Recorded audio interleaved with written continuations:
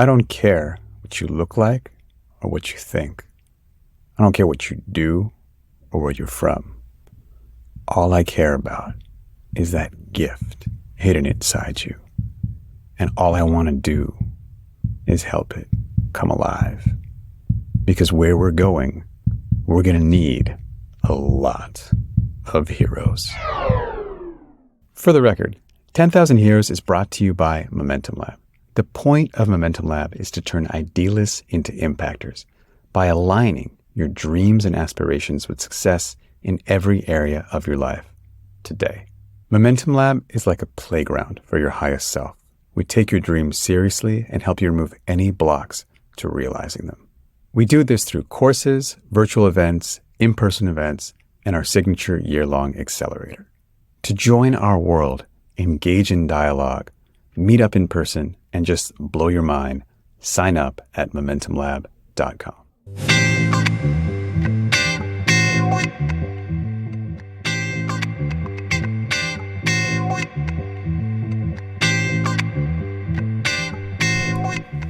Hi everyone, and welcome to the show.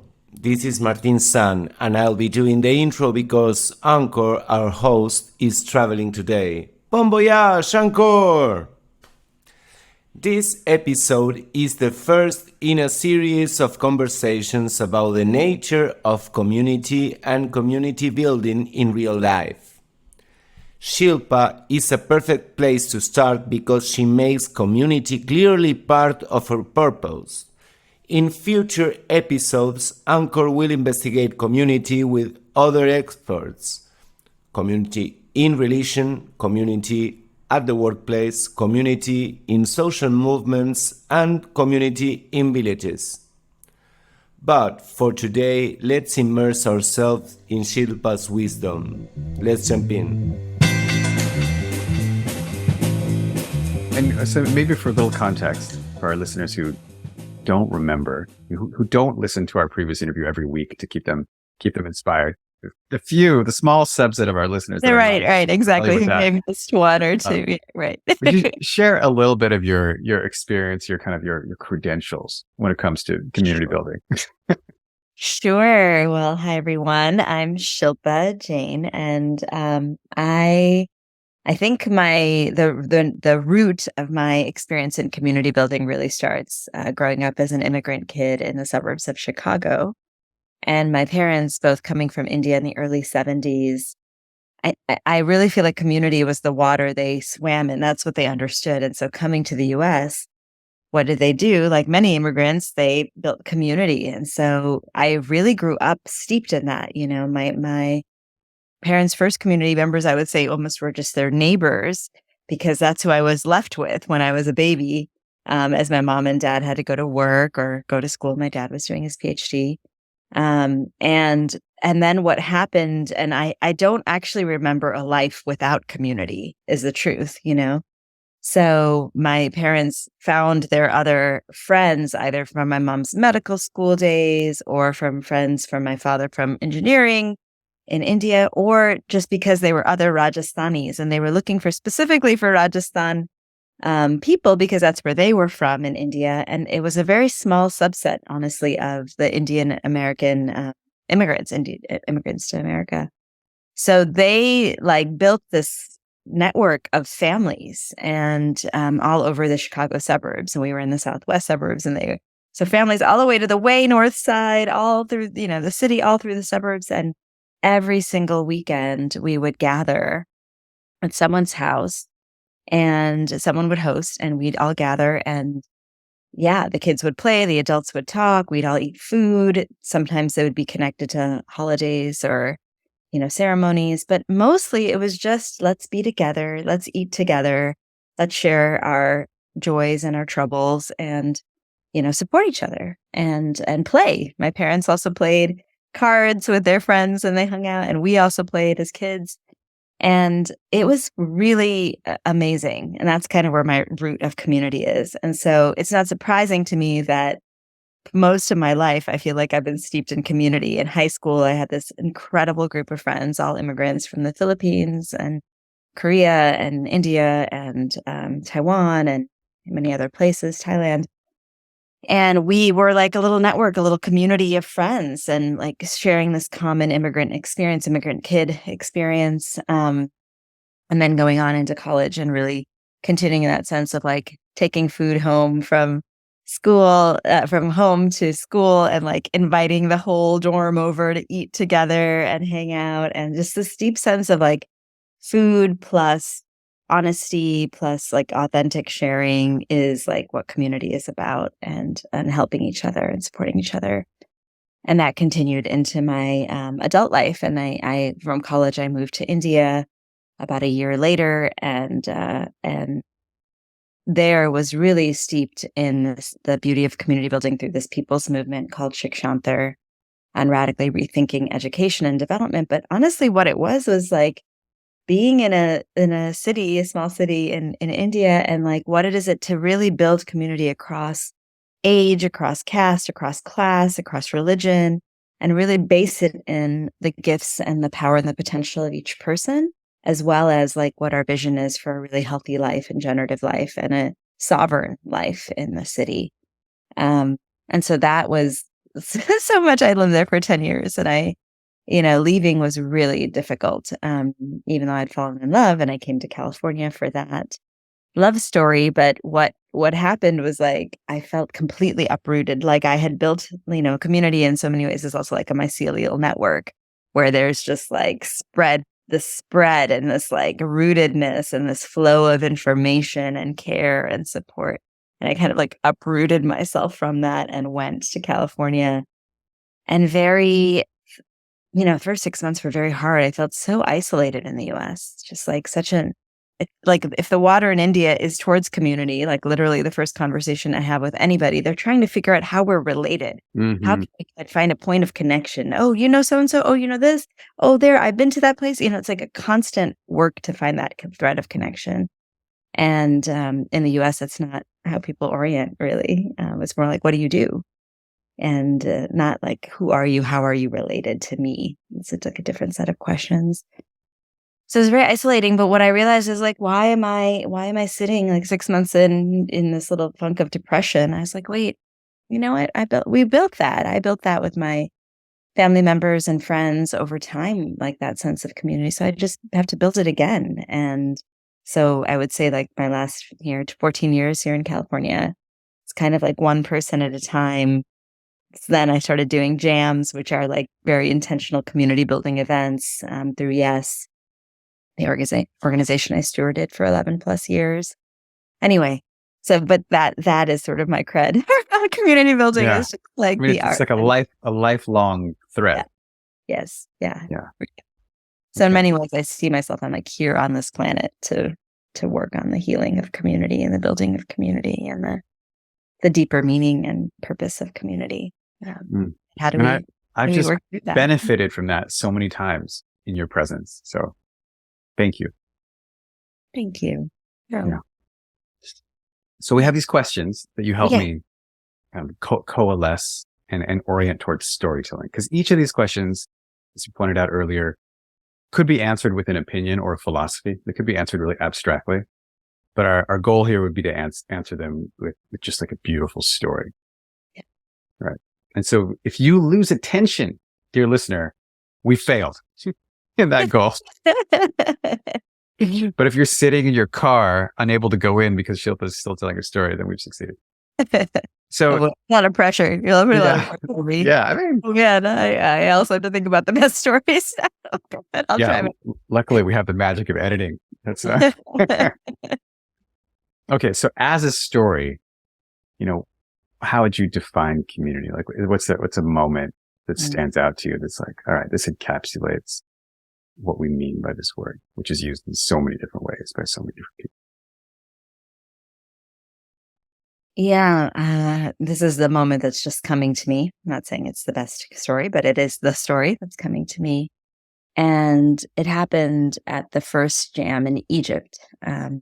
So just a little background so people have some context, which is that the organization that I was the ED of for 11 plus years, it's a 33-year-old organization. And the core body of work is organize these transformational gatherings that work on the personal, the internal level, Like, who am I? What am I about? What am I here for? The interpersonal level, who are we? How do we interact?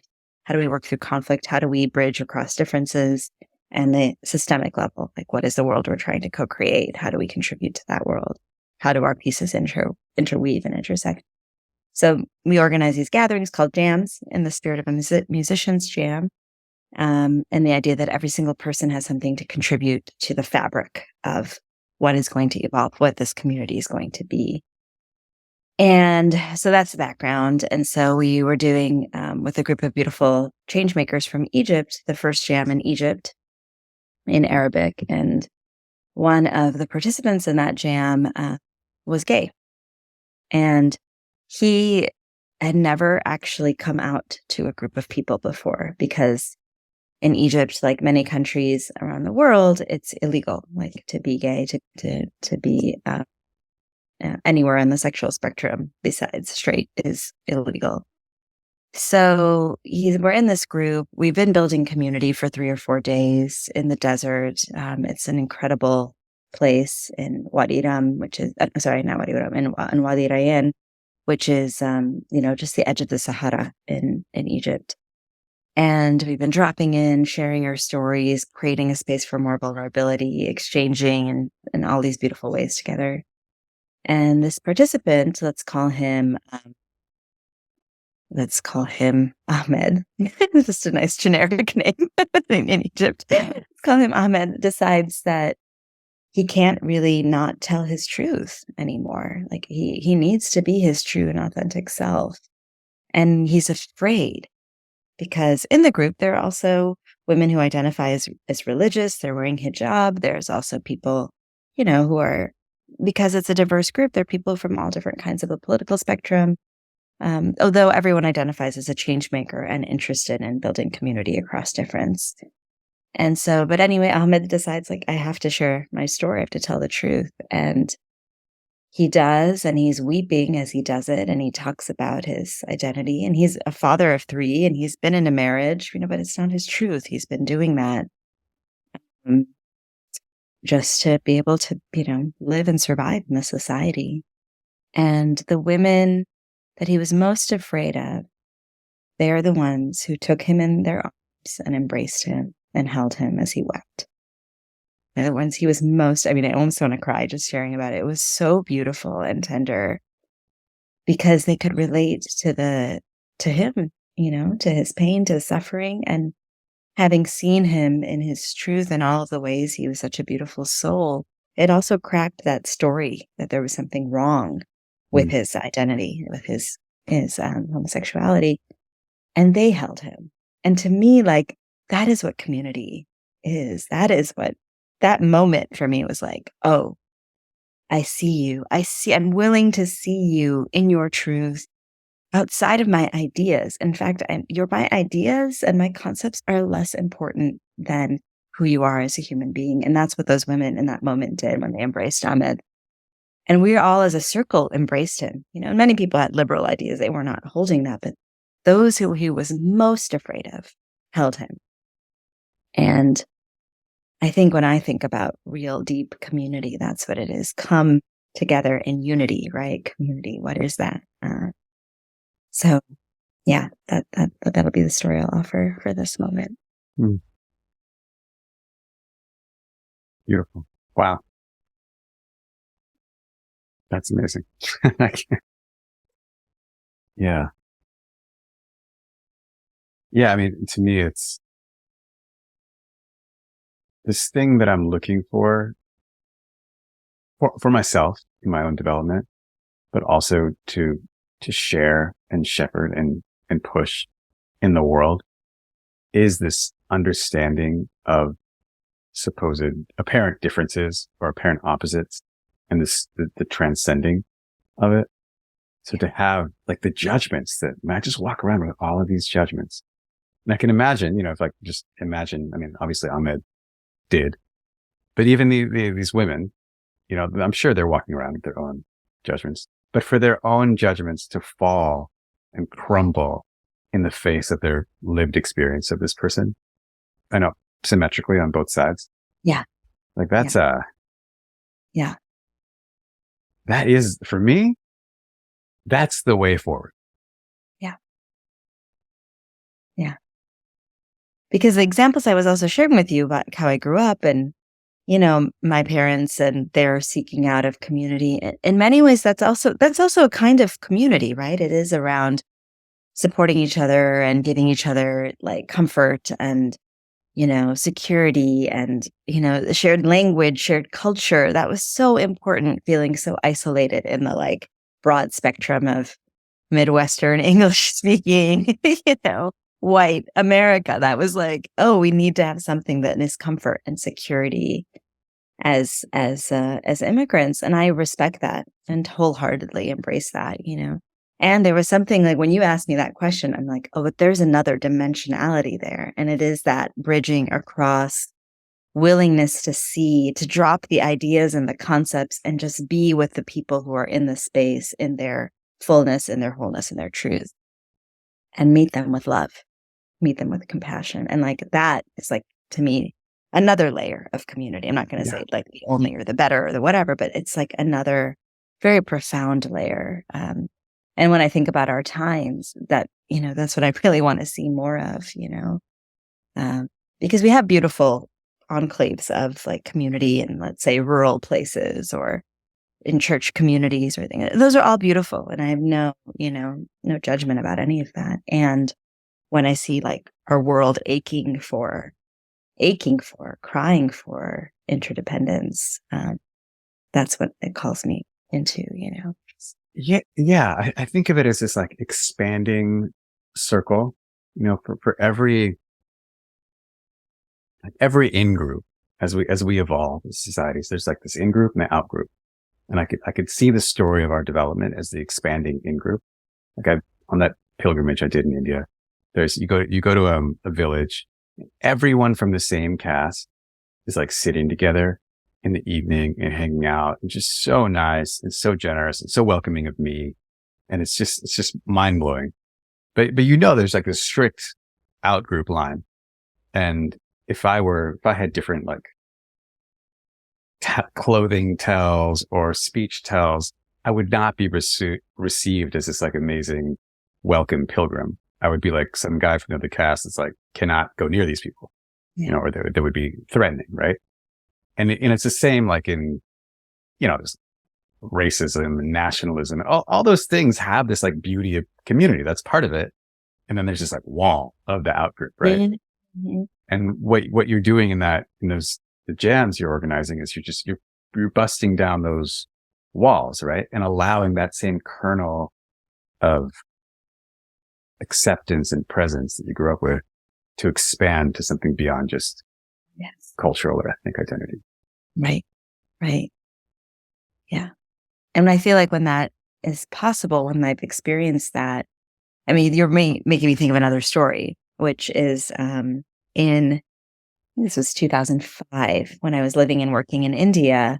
We decided to organize this, me and a group of nutcases. I don't know what to call it. They're just like funny people. We're working together, living together across caste, across age, across gender, a bicycle journey. We called it a cycle yatra. And the bicycle journey was going to be to go about a week out to like one point, biking out to this lake and then looping around and coming back. And the day before the journey, we're having a discussion about whether the journey was going to happen without any money. Nobody was going to carry money. We were going to try to operate with the gift culture. And what does it mean to really live in the gift?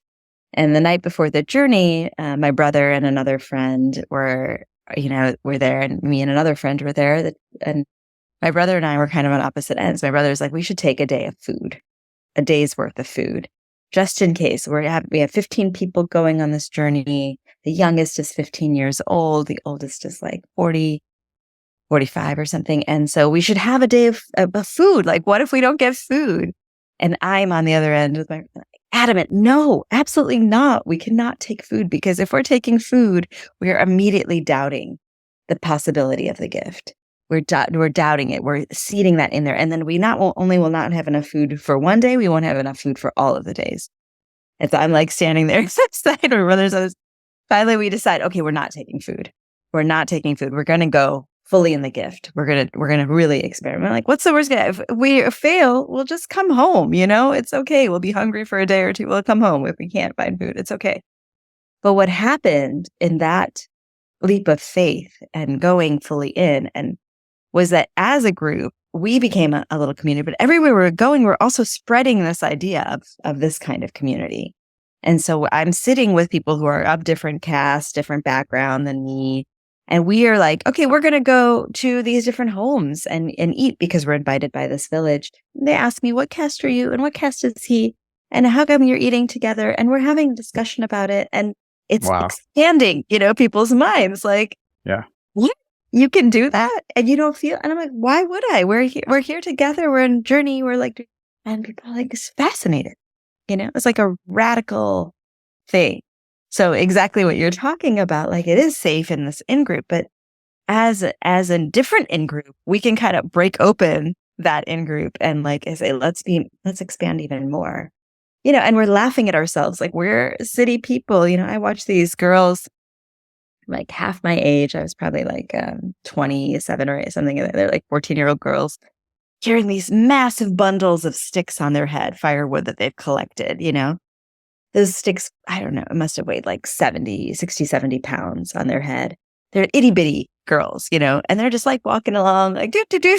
And I try to put one of those bundles on my head and I'm like, my neck is going to break. I can't do this. And so those girls are laughing. So we're flipping all of these ideas of like, power, inclusion, capability, capacity. And we're talking about that with them. We're like, we are spoiled urban people who don't really know what it is. And we're here to learn. And we're flipping all the ideas, flipping the script on urban, rural, and education and all of those things. And that was so expansive for communities. So I think another way I could look at it was like, part of being in community is this willingness to like provoke and open those barriers that are there and say like, yeah, who made these barriers? Like, why are they here? And do they really exist? And if not, like, can we just play with them and let them go and see what else can come through? And there was a million stories I could tell from that journey, but it was so magical, so magical to do that. If you want, when we do this, when this podcast is shared, we could share the little video link about that journey because there's a small yeah, video. I've seen it. It's so great. Yeah. We definitely should.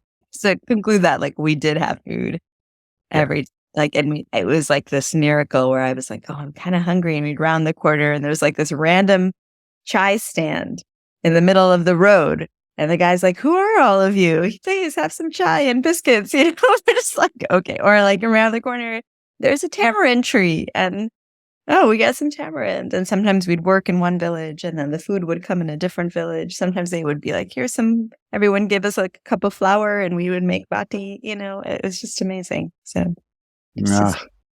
So beautiful. So beautiful. Okay. Number 2. So then how do you know that you're in a community as a compelling story that no one can stop listening?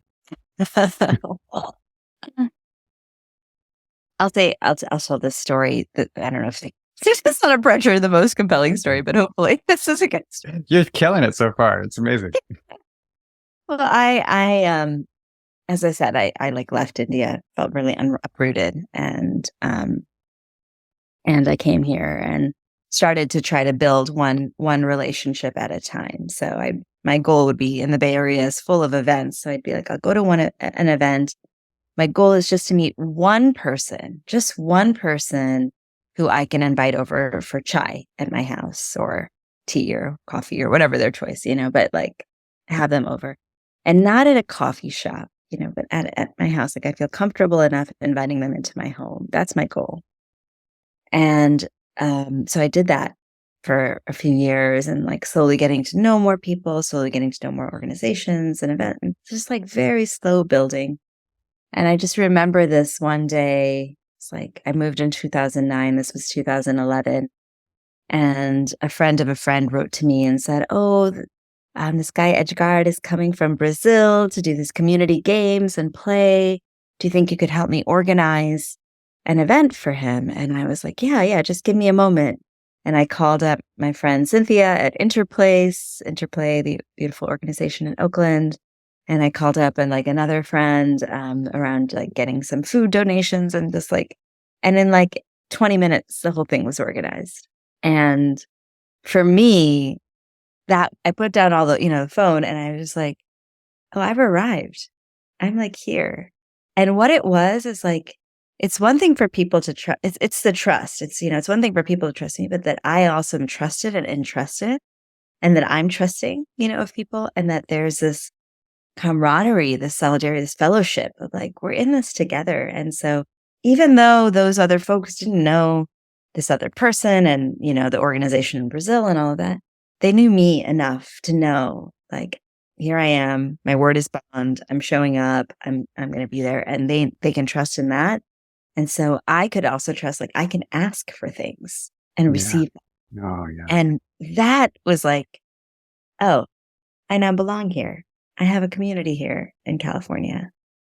And so there was something about that was like a really solid moment for me. And Oh, yeah. I think it's different for everyone, and that's why I was like, I could tell the story of how many moments I felt community in a jam, but I don't want to say that that's true for every person, because people will feel it at different moments based on their particular need, their particular wish. So if it's like, I'd never been able to tell this true story about myself, and the moment I told it and saw people not looking at me with disdain or judgment, but they looked at me with more love, that was my moment of feeling in community. That could be someone's moment, but, for me, it was like, oh, I'm entrusted and I belong, and I can ask for things.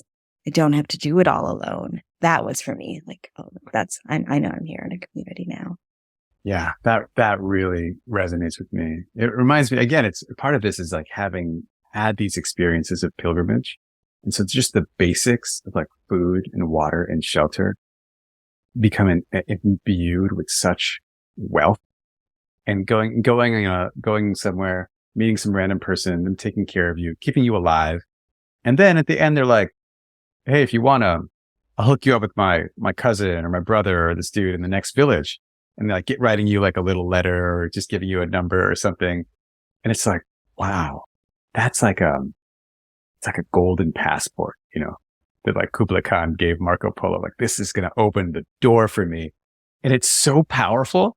And just the other day, a friend wanted to go skiing. We want to go skiing together. And there's these two different places to go skiing. They're both like a few hours away from where we live. And just because of the length of the journey, it would have been good to stay the night close by. And so I was like, oh yeah, I know people who live there.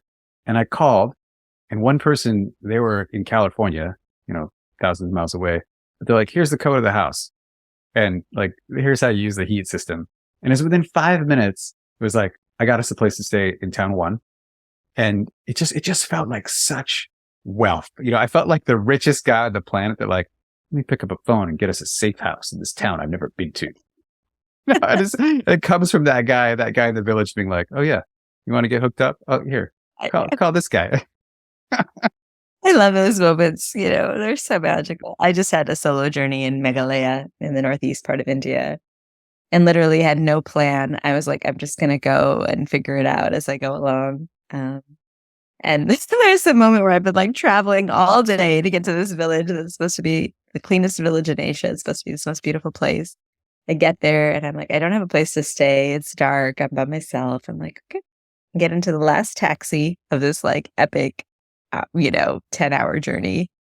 And the guy's like, oh, my cousin's got a place. Where you want to stay there? And they just go and like, actually, this place is perfect. Thank you. just that total faith. So yeah, I love that. I love those moments, that magic. Yeah. So yeah, that for me is like there. And yeah, I do feel it's this interdependence, this quality, that you're naming is like, I'm connected. Mm-hmm. I can rely on somebody and they can rely on me. Because I know tomorrow, like so-and-so's going to call me. It just happens every day. It just is happening right after this call. Friend of a friend just go, oh, can I come and meet you? And I'm going to be in town. I'm like, yeah, come over, have lunch. Because I know some point that, we're interwoven. And so that feeling is like, yeah, so profound. Yeah. And it makes me think just, COVID, we got this whole like COVID experience. And I think it's very injurious to community and hanging out in many ways that I experienced it that way. But also, I just realized this last week, my family had COVID and some friends came and brought us like food multiple days. And then this week, those people have COVID and I just went and brought them some food. And it's just like, it's so beautiful. Yeah. And we're like laughing about how funny it is and how good the food is. And it's just like the COVID thing, you can't go to the grocery store. Someone's got to go to the grocery store for you. How beautiful. Like what an opportunity to be that vulnerable and ask. Be like, hey, could you go to the and just something super basic. I love that. Yeah. Yeah. It's a collective experience of caring for each other. Yeah. So the third question, we'll have it be the last one for today because we had 5, but we're just having such a great time. We'll leave it at 3. Yeah. We can book another time. What are some moments or some practices or techniques, but always through your amazing storytelling, not the philosophy, not the analysis, but reliable ways of building community that you've experienced? Our chance to be a little bit prescriptive through storytelling because people like this. The isolation thing is an epidemic. So right. Loneliness. Any little hint is going to be a gift. Okay. Well, I feel like I've shared a few, right? All right. And you've also shared a few. Like one of the core things, right, in both of our stories, or all of these stories, has been around food. Yeah. And so I think a really reliable way that I've experienced is like to like have food, show up with food, provide food. And these are, I guess I also want to say something about temporality because like if I'm in the long haul of building a community, like in the place where I'm at, I want to really be thinking about that. So yesterday I opened my home, for example, and I was like, I invited people for brunch, to come and have brunch. And I was going to prepare some things. But the act of like inviting people to also bring something they love and enjoy and like us eating that all together, there is something that happens. There's an alchemy that happens when we eat each other's food and favorites, even if it's store bought, it doesn't matter, because there's something like I want to bring and contribute to this space. So yesterday in this brunch that I had at my home, it was like all of these things. The table is full. It's exploding with food and the sense of abundance. I'm like, whoa. And it's not because somebody went over the top and exhausted themselves to do all of that. It's like, no, everyone just did a little piece. But when we each do this little piece, it's like massive abundance. So I will say that that's 2 parts, So one part is the food because full bellies make happier humans, which makes me want to connect more. But the other side of it is everyone having a part to play. And, I think in my experience of leadership and like working to build these jam communities with people, that is the biggest part that I share with my co-facilitators, the leadership team. It's like what we're doing is as quickly as possible, we're moving from this little circle of the organizers to this bigger circle of the community and everybody getting a part to play. And you get to choose your part. It's not forced on you. But we get to choose a part. So one of the parts might be, I want to be on the wake up team and help wake people up in a beautiful way in the morning. And somebody else might be like, I want to be on the, beautifying team, the space team to make our spaces beautiful. And people get to choose. And these are some options and new teams can form. Well, we need a fire tending team because it's cold. Do you want to do that? And so it's really beautiful to see how people want to contribute and bring themselves in. But we know we need each other. So how in, particularly in the US context, moving from this mindset of like, I'm in it alone, I have to do it by myself, I'm independent, to move more quickly into I rely on you, you rely on me. And that co-reliance, interdependence is like what makes the community really form. So those are some things. And then I'd say another really important piece about that is like the invitation that people are being welcomed into, And so I try as much as possible to be clear about what the invitation of the community is. Like my parents did that as well. It wasn't as explicit, but it wasn't like when they were getting together in these Saturday gatherings, Saturdays or Fridays, Saturday gatherings, it wasn't like we're going to talk politics and organize a rally. Nothing wrong with that. But that wasn't the intention. And they made the intention, the invitation clear. This is a time to eat, to play, to share, to connect. That's it. That's the bottom line.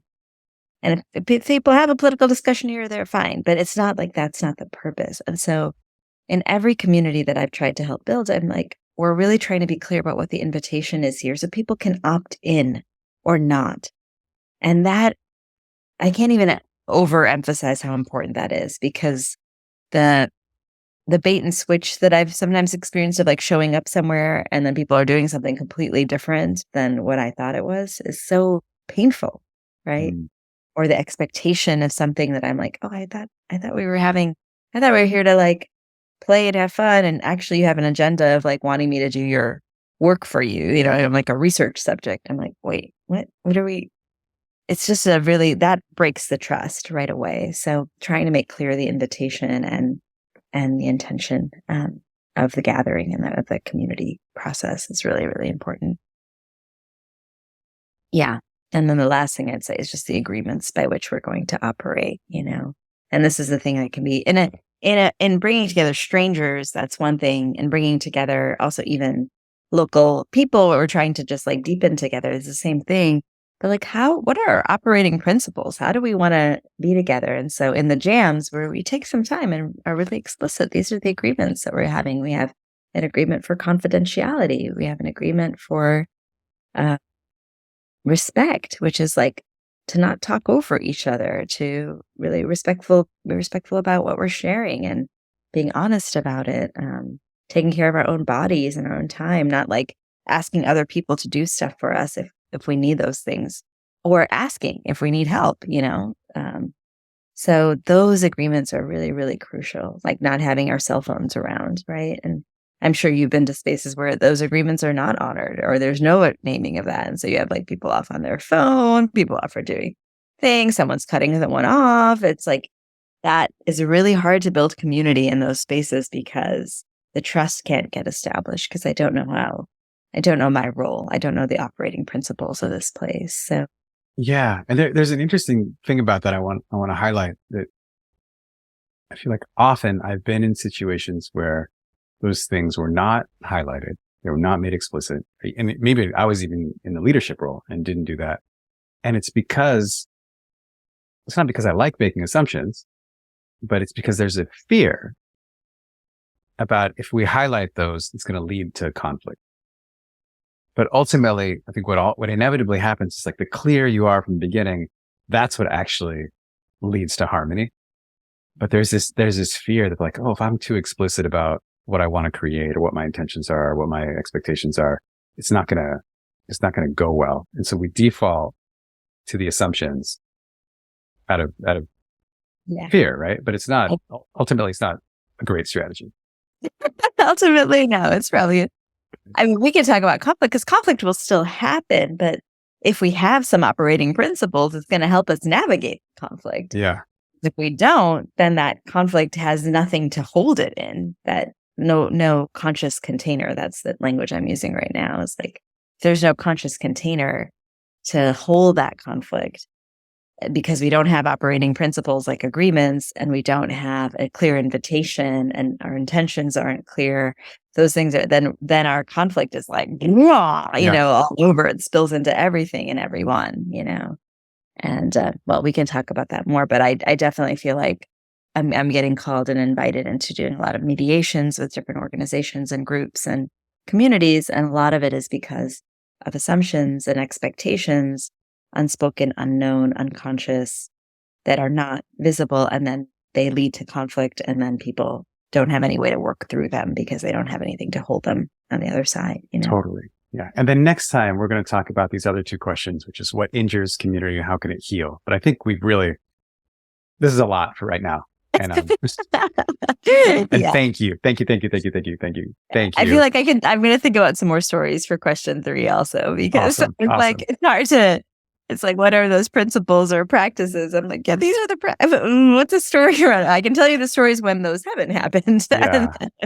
But your first 2 stories were so seductive. I think people were willing to hear a little bit of your prescription at that point, which is good.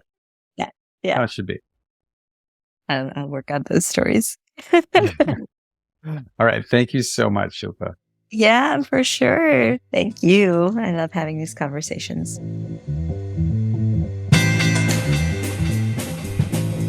Hi everyone, this is Martin San, producer, editor, and sound designer for the 10,000 Heroes Joe. I just wanted to take a minute to thank our guest for joining us and also thank you for listening. 10,000 Heroes is brought to you by Momentum Lab.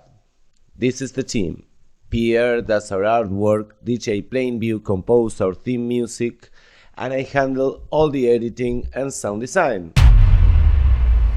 And now, we are closing down this episode with a word from our main sponsor, who also happens to be our host, Anchor. Hey, everybody. Thanks again for listening. If you like this episode, there's two things I want you to do. One, introduce me to the most inspiring person you know so I can have them on the show. And two, take the next step towards us hanging out in person. Maybe that's signing up for the newsletter. Maybe that's attending an upcoming in-person or virtual event. What I'm trying to do here is destroy the basic one-to-many nature of this medium, podcast, entertainment, and replace it with something that actually builds connections between people, the beloved community, getting closer together, understanding each other, one conversation at a time. So, join me.